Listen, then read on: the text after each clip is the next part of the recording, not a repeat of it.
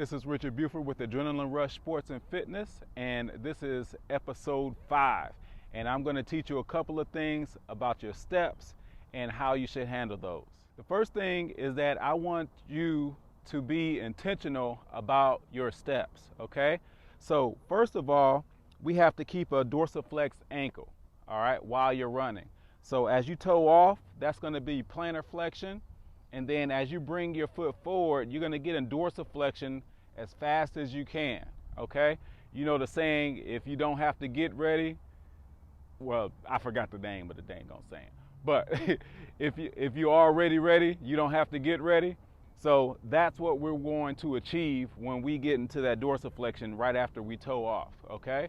So that is actually another point. When you're running, make sure you use your full power and push off until your leg is straight and your toe is pointing back, all right?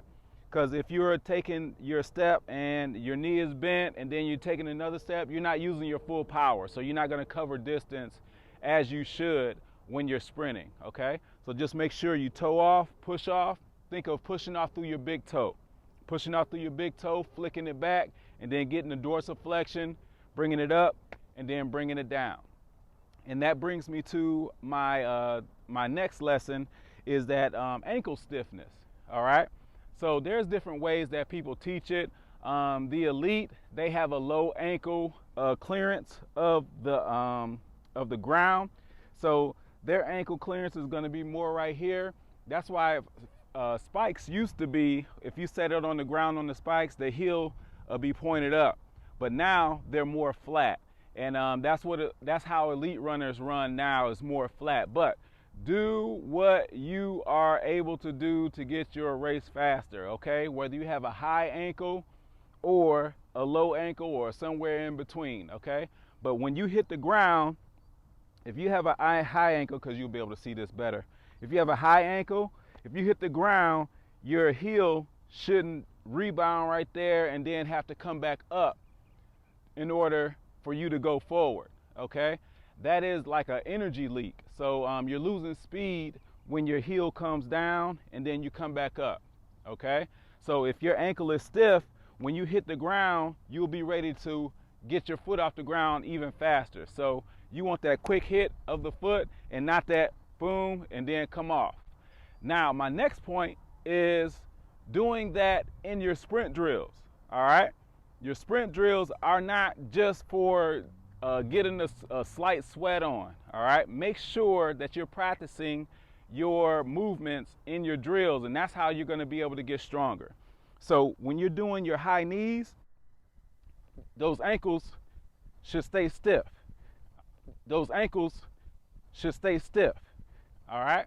So just make sure that your ankles are staying off the ground just like you run, all right? Whether you have a low ankle clearance or a high ankle clearance.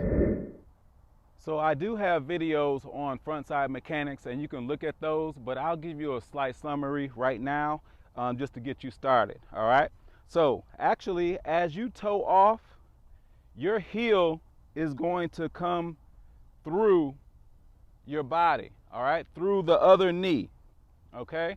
So what you want to do is bring your heel through. Remember I taught you about energy leaks and your heel coming down? So another energy leak is when you come off your toe and your heel flips up, okay? So now you got to flip up, then you got to come back down, and then you got to bring it through, all right? You're not going to be able to get as quick of a step. So when you coming through, actually it should look like this: toe off, push through your toe, bring that heel forward, dorsiflex as quick as you can, and then strike the ground, all right? Now, I want you to be intentional about striking the ground. So when you are bringing your leg down, you just don't want your leg to just to lay down on the ground. You want to strike the ground as you're sprinting every time. The way I tell my athletes is to picture yourself pushing the earth back behind you every step you take, all right? So actually, as you toe off, you're going to bring that knee through, boom, and strike the ground intentionally. Your core is going to need to be tight. Your posture is going to need to be straight, because if your back is bent or anything like that, that energy leak, that power, you're not going to be able to use as much of your power if you have bad posture. All right, so your body got to be straight up, and then you're going to be able to have a better line. See, that's a straight line between my heel and my shoulder, just right there, and everything going forward. And of course, I think I covered this already, but anything moving to the side is slowing you down. So everything has to go forward and backwards as you run. All right, so be intentional about striking the ground, and as you toe off, bring that heel through, dorsal flex, and hit that ground intentionally with your step.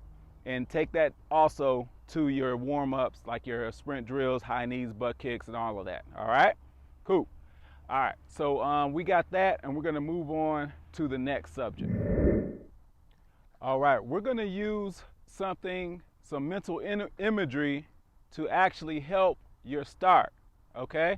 So when you're in the blocks, you wanna make sure that you have, well, this is how I teach it, but do it how your coach teaches you, but I have 90% of your weight in your front foot as you're in the blocks, and I want you to lean forward. So if I was in this position right here, I'm gonna have 90% of my weight on my left foot, then I'm gonna lean forward, be ready to push off. This back one should be light, and if you're in your position, you should be able to bring your toe off of the ground and not have any kind of shift in your weight or anything like that, okay? So just make sure that you have your weight forward and your weight in the 90% of your weight in your front foot, okay? Your core is gonna have to be developed in order to make this thing happen. But as you are in the blocks, I'm gonna give you a couple of things. As you are in the blocks, imagine something moving real fast, side to side in your mind, okay? Your brain is gonna be ready to go. Your CNS system is gonna be ready to go. If you're highly, what should we call it? If you're highly aware of the situation, you're gonna be able to react faster, okay? So just make sure you have something fast in your mind, moving side to side, really, really fast. I know it seems crazy, but have that in your mind before the gun pops, all right? And then when the gun pops, just push off that foot, bring that back leg through as fast as you can, throw your arms as hard as you can forward, all right? So that's the first part. So for the next drill, you're gonna need a piece of paper and also a partner, okay? This is gonna seem crazy, but it's gonna help you with your reaction.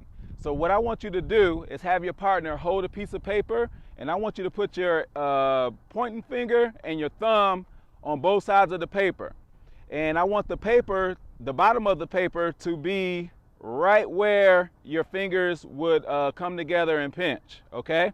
So what your partner is gonna do without giving you a warning is drop the piece of paper, and you're gonna have to grab it with your pointing finger and your thumb, okay? It seems crazy, but it's really hard to do, all right? Longer piece of paper, the easier it's gonna be. The shorter the piece of paper, the harder it's gonna be. So like if you use an index card, this is just a full sheet folded in half, but if you use an index card or something like that, your reaction is gonna be a little bit faster. So start with a larger piece of paper, and then go to a shorter piece of paper. So you can start with the full, then fold it in half, and then the index card, then you're ready, all right? So try that, and let me know how that works in the comments.